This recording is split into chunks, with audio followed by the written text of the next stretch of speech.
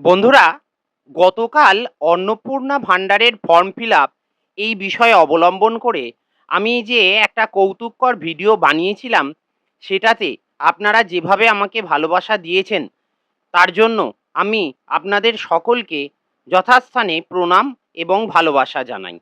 আমি আমাদের বর্তমান রাজ্য সরকারকে অসংখ্য ধন্যবাদ জানাই যে তাঁরা বাংলার সাধারণ মা বোনেদের কথা মাথায় রেখে অন্নপূর্ণা ভাণ্ডার নামক একটা সামাজিক প্রকল্প শুরু করছেন। এই প্রকল্পের আওতায় বলা হয়েছে যে যারা উপযুক্ত, যারা এই যোজনাটি পাবেন তারা প্রত্যেকে মাসিক ৩,০০০ টাকা করে পাবেন।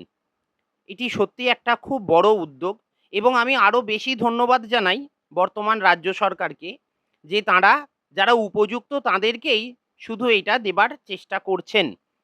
এটা ঠিক কথা যে আমি মোটেও চাইবো না যে আমার দেশের টাকা অন্য কোনো দেশের মানুষ নিয়ে চলে যাক। ঠিক যেমনভাবে কিছুদিন বাদে ফুটবল বিশ্বকাপ শুরু হবে। তো আপনি Brazil, Argentina, Spain, Uruguay, Portugal, France যাকেই সাপোর্ট করুন না কেন, সেই দেশের সরকার আপনাকে কিন্তু টাকা দেবে না। এটা খুব বাস্তব। আমার দেশের টাকা অন্য দেশের মানুষ নিয়ে যাক, এটা আমরা মোটেও চাইবো না। তবে এইবার আমি এই অন্নপূর্ণা যোজনার যে ফর্ম, মানে ১৩ পাতার যে ফর্ম দিয়েছে, যেটা নিয়ে মানুষের মধ্যে খুব বিভ্রান্তি ছড়িয়ে পড়ছে, সেটা নিয়ে আমি ২-১ টা কথা বলছি এবং আমি সরকারের কাছেও একটা আর্জি রাখছি। যদি সম্ভব হয় আমার এই কথাগুলো একটু বিবেচনা করবেন, বা যদি কোনো সহৃদয় বন্ধু থাকেন যারা জানেন, আমি জানি না বলেই কথাগুলো বলছি, সাধারণ মানুষের স্বার্থে বলছি। আর যদি কোনো সহৃদয় বন্ধু থাকেন আমাকে একটু দয়া করে জানাবেন এবং আমার কমেন্ট বক্স থেকে অন্যরাও তাহলে জানবেন এবং উপকৃত হবেন। আর বাকি কমেন্ট বক্স খোলা থাকছে। যেহেতু এটা মোটামুটি একটা রাজনৈতিক ভিডিও হতে চলেছে, আপনারা যত পারেন গালাগালি দিয়ে যাবেন। কেউ এসে বিজেপির দালাল, কেউ এসে তৃণমূলের দালাল ইত্যাদি, ইত্যাদি বলে যেতে পারেন। তাতে আমার কোনো আপত্তি নেই। কিন্তু আমি সাধারণ মানুষের জন্য কথাগুলো বলছি। আমি যেটা জানতে চাইছি সেটা হলো যে এই যে ১৩ পাতার ফর্মটা দেওয়া হয়েছে, এটা অস্বীকার করার জায়গা নেই যে এটা ফিল আপ করতে বেশ কিছু মানুষের সমস্যা হচ্ছে বা আগামী দিনেও হবে। এখন কিছু জিনিস যেমন ধরুন এখানে বলা হয়েছে যে আপনার পরিবারে ৩ টির বেশি পাকা ঘর আছে কিনা? এখন আমার প্রশ্ন হলো যে পাকা ঘর মানে আমি আমার দিক থেকে বলছি আমার ২ টো ঘর আছে, যে ঘরের মাথায় ছাদ আছে। কিন্তু আর ছাদের ওপরে আমার যে ২ টো ঘর আছে সেই ঘর দুটোতে অ্যাজবেস্টার দেওয়া। মানে সেখানে কিন্তু আর পাকা ছাদ নেই। কিন্তু দেয়ালটা ইটের। এখন সেটাকে পাকা ঘর হিসেবে ধরা হবে কিনা? এইটা সঠিকভাবে যদি একটু বলে দেন, হয়তো আমার এটা জানা উচিত ছিল, কিন্তু আমি সত্যি বলছি আমি জানি না। দ্বিতীয় কথা, এখানে একটা জায়গায় বলা হচ্ছে যে পরিবারের শিশু তারা যে স্কুলে পড়ে সেই স্কুলের ধরন। এবার কথা হলো ধরুন আমার মেয়ে একটা বেসরকারি মাধ্যম স্কুলে পড়ে এবং এর জন্য কি ফর্মটা ক্যানসেল হয়ে যেতে পারে? তার কারণ আমি বলি যে সরকারি স্কুলে প্রাথমিক স্তর পর্যন্ত যে শিক্ষা ব্যবস্থা সেটা যে খুব বেহাল, সেটাকে কিন্তু আমরা কেউই অস্বীকার করতে পারি না।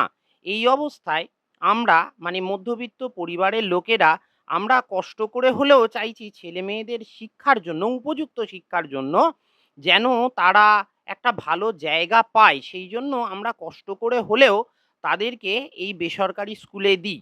আমার মেয়ে যে বেসরকারি স্কুলে পড়ে, আমি তার নামটা নিচ্ছি না এখানে, কিন্তু সেখানে প্রতি মাসে ৯০০ টাকা করে বেতন দিতে হয় বর্তমানে, এবং যখন পরীক্ষা হয় তার জন্য অ্যাডমিট কার্ড বাবদ ২৫০ বা ৩০০ টাকা করে বর্তমানে নেবে।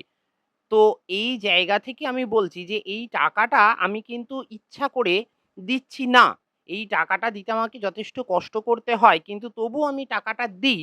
তার কারণ আমি চাই আমার মেয়ে যেন একটু ভালো শিক্ষা পায়, এবং আমার বিশ্বাস আমার মতন আরো অনেক বাবারাই আছেন যারা কষ্ট করেও তারা কিন্তু ছেলেমেয়েদের শিক্ষার জন্য এই বেসরকারি মাধ্যম বিদ্যালয়গুলোকে বেছে নিতে বাধ্য হয়েছেন। এখন আমার মেয়ে যখন এখন বর্তমানে ও ক্লাস 1 এ পড়ছে। এরপর যখন ও 6 এ উঠবে, তখন আমি কিন্তু তাকে সরকারি স্কুলেই দেব। কারণ প্রাথমিক শিক্ষাটা আমার মনে হয় বড্ড বেহাল দশা। কারণ ক্লাস 1 এই যাওয়ার পর সেখানে হয়তো অ, আ, ক, খ শেখানো হবে।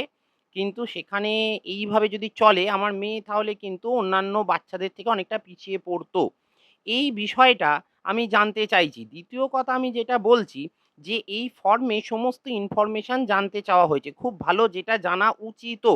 কারণ ৩,০০০ টাকা দেবে। সত্যি কথা, ৩,০০০ টাকা দেবে এবং কোনো রকম ইনফরমেশন ছাড়াই যার অনেক আছে সেও পেয়ে যাক, এরকম হয়তো না হওয়াটাই ভালো। কিন্তু আমার প্রশ্ন হচ্ছে, সরকারের কাছে আমি একটা ছোট্ট আর্জি জানাচ্ছি যে যদি এইরকম না করে তাঁরা যদি পরিষ্কার বলে দিতেন যে যার এই ক্রাইটেরিয়াগুলো থাকবে তারা আর এই অন্নপূর্ণা যোজনা পাবে না, তাহলে আমার মনে হয় বাংলার সাধারণ পরিবারগুলোর ভালো হতো। তার কারণ তারা অযথা দাঁড়িয়ে লাইন দিয়ে ফর্ম তুলতেনও না বা ফর্ম জমা করতেও যেতেন না। কারণ কালকে আমি যখন এই ফর্ম ১৩ পাতার যে ফর্ম আপনারা দেখতে পাচ্ছেন, আমি যখন তুলতে গিয়েছিলাম আমি দেখলাম অনেক বয়স্ক মানুষ, বৃদ্ধ-বৃদ্ধা তারাও কিন্তু লাইন দিয়ে দাঁড়িয়ে আছেন এবং দাঁড়িয়ে ফর্ম নেবার চেষ্টা করছেন। এখন দেখা গেল যে তাদের বাড়িতে যদি কারুর ছেলে-মেয়ে একটা বেসরকারি মাধ্যম স্কুলে পড়ে, সেই জন্য ক্যানসেল হবে কিনা সেটা যদি আগে থাকতেই একটু ক্ল্যারিফাই করে দিতেন আ সরকারের পক্ষ থেকে, তাহলে আমার মনে হয় যে এই বিভ্রাটটাই হতো না। আ সরকার যদি আরেকটু পরিষ্কার বলে দেন যে ঠিক কি ক্রাইটেরিয়াতে ফর্মটা ক্যানসেল হয়ে যেতে পারে। মানে যেমন ধরুন বলছে যে ৩ টির বেশি পাকা বাড়ি আছে কিনা? এখন পাকা ঘর, মাফ করবেন, পাকা ঘর আছে কিনা? এখন যদি ৩ টির বেশি পাকা ঘর কারুর থাকে, তাহলে সে পাবে না এটা কিন্তু ক্লিয়ার করে বলা নেই। যদি এটা বলা থাকতো তাহলে যার ৩ টির বেশি পাকা ঘর আছে সে অযথা ফর্মটা ফিল আপ করতেও যেতেন না এবং তার আর হয়রানির শিকার হতে হতো না। তো আমার বিশ্বাস সরকার নিশ্চয়ই চাইবেন না যে সাধারণ মানুষ হয়রানির শিকার হোক। বাকি যা কাজ সরকার করছেন অবশ্যই করে সাধুবাদযোগ্য। আমি চাইবো যেগুলো আমি বললাম, যদি কোনো সহৃদয় ব্যক্তি থাকেন, যদি সরকারি পক্ষের কেউ শোনেন, তারা যদি এই ব্যবস্থা একটু করেন তাহলে আমার মনে হয় আমার মতো আরো ৫ টা সাধারণ মানুষ উপকৃত হবে। এটা আমার বিশ্বাস। আর বাইরের দেশের লোক আমার দেশে টাকা পাক, এটা আমি অন্তত চাই না। আর বাকি যারা দুষ্কৃতিকারী, যারা অন্যায় করেছেন, যারা অত্যাচার করেছেন তাদের শাস্তি হচ্ছে, আগামী দিনেও হোক। আ পশ্চিমবঙ্গ সরকারকে আমার তরফ থেকে আমি অনেক সাধুবাদ জানাই, কৃতজ্ঞতা জানাই। আমাদের জন্য এটা ভেবেছেন বলে যে মা-বোনেদেরকে ৩,০০০ টাকা করে মাসিক দেওয়া যেতে পারে। অসংখ্য ধন্যবাদ। আর আপনারা যারা ভিডিওটা কালকের ভিডিও দেখেছেন, ভালো লেগেছে, তাদেরকে আমি আরেকবার ধন্যবাদ জানাই। যারা এখনো দেখেননি তাঁরা আমার প্রোফাইল থেকে গিয়ে ভিডিওটা দেখুন।